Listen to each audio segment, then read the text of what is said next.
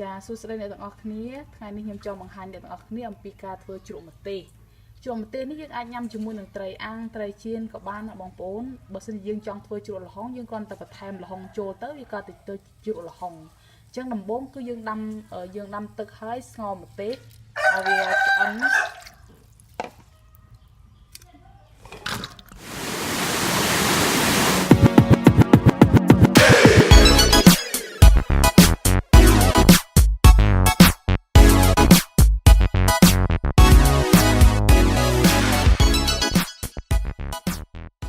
ចាឃើញថាម្ទេសរបស់យើងចាប់ផ្ដើមឆ្អិនហើយបងប្អូនអញ្ចឹងយើងគ្រាន់តែស្រង់វាដាក់ក្នុងចានមក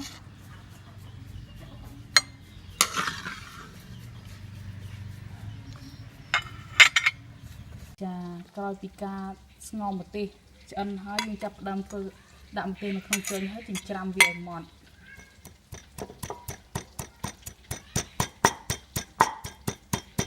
ចាឥឡូវនេះម្ទេសរបស់យើងបានម៉ត់ហើយអញ្ចឹងយើង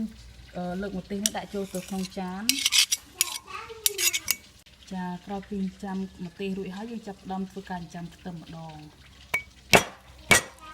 ហើយទៅមកបានដាក់លាយចូលគ្នាឬយើងដាក់គ្រឿងផ្សំចូលគ្នាទាំងអស់ចាក្រោយពីការច្រាំម្ទេសហើយនឹងខ្ទឹមចូលគ្នារួចហើយយើងច្របាច់ក្រូចឆ្មាចូលពី3ចំណិតមកតាមចំណង់ចំណូលចិត្តដែលបងប្អូនគិតថាចង់បានជូរប៉ុណ្ណាបន្ទាប់មកយើងដាក់ទឹកត្រីចូល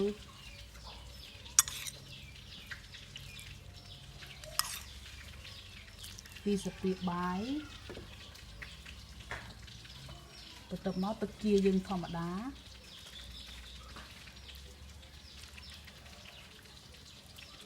3ស្លាបព្រាបាយបន្ទាប់មកស្ករ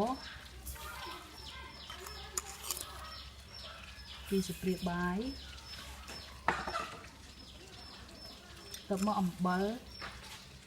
លគ្រួសយើងបងប្អូនពេលយើងដាក់អំបិលគ្រួសទៅវាមានរសជាតិឆ្ងាញ់ជាងអំបិលម៉ត់ទៅមកប៊ីចេងកន្លះស្លាបព្រាបាយក្រោយមកយើងធ្វើការកូរវាឲ្យសព្វចូលគ្នាឥឡូវឃើញថាជ្រក់ម្ទេសរបស់យើងរួចរាល់ហើយនេះបងប្អូនគឺជ្រក់ម្ទេសដែលយើងធ្វើរួចមិញហើយបើសិនជាយើងចង់ធ្វើជ្រក់ល្ហុងយើងគ្រាន់តែបន្ថែមល្ហុងទៅចូលមកទៀតមកក៏ទៅជាជ្រក់ល្ហុងឥឡូវយើងចាប់ផ្ដើមធ្វើជ្រក់ល្ហុងម្ដងដោយការដាក់ល្ហុងចូលទៅក្នុងជ្រក់ម្ទេសហ្នឹងទៅវាទៅជាជ្រក់ម្ទេសហើយជ្រក់ល្ហុងចាឥឡូវនេះជ្រក់ល្ហុងរបស់យើងធ្វើរួចរាល់ហើយបងប្អូនអាចធ្វើការភ្លក់ទាំងអស់គ្នាតាមចំណង់ចំណូលចិត្តដែលយើងចូលចិត្តគឺជូរឬក៏ផ្អែមល្មមអីសាច់នឹងយើងចូលចិត្តយើងអាចញ៉ាំជាមួយនឹងត្រីអាំងត្រីចៀនហើយជ្រក់ម្ទេសយើងអាចធ្វើទុកបានជា3មួយអាទិត្យទៅមួយខែបើសិនជាយើងទុកក្នុងទូទឹកកកហើយជ្រក់ល្ហុងនេះយើងអាចទុកបានជា2ថ្ងៃចាសូមអរគុណច្រើនចំពោះការទស្សនា